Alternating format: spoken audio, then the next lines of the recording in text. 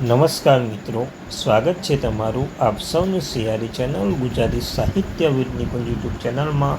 હું નિકુંજ પરમાર આપ સૌનું તે દિલથી આજના વિડીયોમાં સ્વાગત કરું છું. મિત્રો, આજના વિડીયોમાં આપણે ચર્ચા કરવાના છીએ ગુજરાત રાજ્યના નિવૃત્તિ થયેલા પેન્શનના માસિક તબીબી ભથ્થામાં આવતા મહિનાથી થશે તોતિંગ વધારો. શું છે મિત્રો, સંપૂર્ણ ચર્ચા આજના વિડીયોમાં કરવાના છે. તમે જાણો છો મિત્રો, હાલમાં મેડિકલ એલાઉન્સ માસિક તબીબી ભથ્થું 1000 મળી રહ્યું છે. તો શું છે તેના વિશે એક અગત્યની માહિતી આવી છે. તો વિડીયો એન્ડ સુધી બનાવી રહેજો. આપણી આ ચેનલ પર સરકારી કર્મચારી, નિવૃત્ત કર્મચારી, પેન્શનધારક બાબતે હરેક માહિતી આપણી ચેનલ પર પુરવાર કરવામાં આવશે. તો આપણી આ ચેનલને અવશ્ય સબસ્ક્રાઈબ કરવાનું ભૂલશો નહીં મિત્રો. તો ચાલો જાણીએ વિગતવાર માહિતી.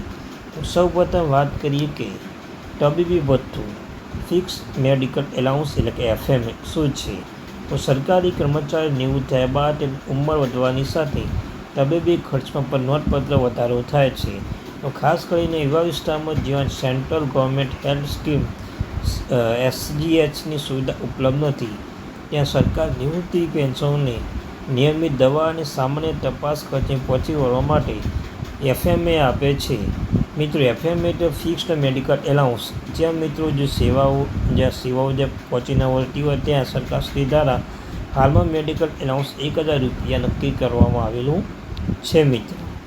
ત્યારબાદ આ ભથ્થું માસિક ધોરણે પેન્શન સાથે જમા કરવામાં આવે છે, જેથી વરિષ્ઠ નાગરિકો વારંવાર નાની બીમારીથી હોસ્પિટલના ધક્કા ન ખાવા પડે.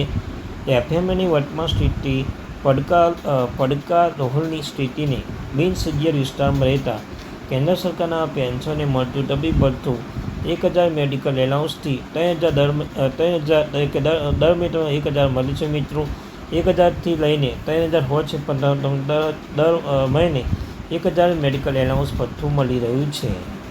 આમાં સાથે સાથે મિત્રો આ રકમ 7મા પગાર પંચ દરમિયાન નક્કી કરવામાં આવી હતી અને છેલ્લા ઘણા વર્ષો તેમાં કોઈ સુધારો કરવામાં આવ્યો નથી.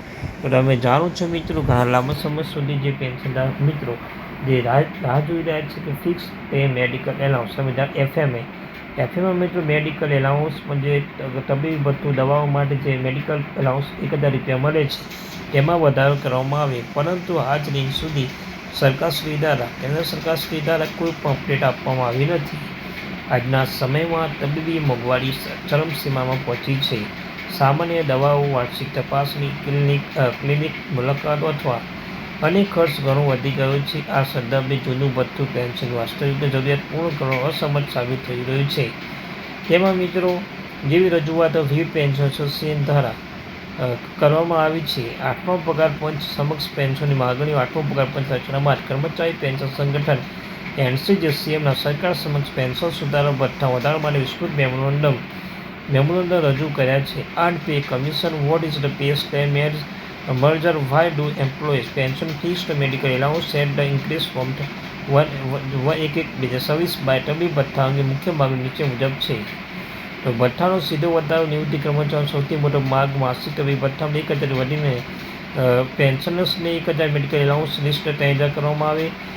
કેટલાક સંગઠનોને ફિક્સ મેડિકલ એલાઉન્સમાં 10,000 સુધી લઈ જવાની હિમાયત કરી રહ્યા છે, જેથી વાસ્તવિક તબીબી ખર્ચે પહોંચી વળવા શકાય. મોંઘવારી સાથે જોડાણ. હાલના તબીબી ભથ્થામાં સૌથી મર્યાદા એ છે કે મોંઘવારી દર સાથે આપવા હોતું નથી. એ પેન્શનની સંસ્થાઓનો આગ્રહ કરી રહી છે. તબીબી ભથ્થાની મેડિકલ મોંઘવારી સૂચકાંક સાથે સોંપી લેવું જોઈએ, જેથી દર વર્ષે ઉગ્ર સુધારો થવો જોઈએ.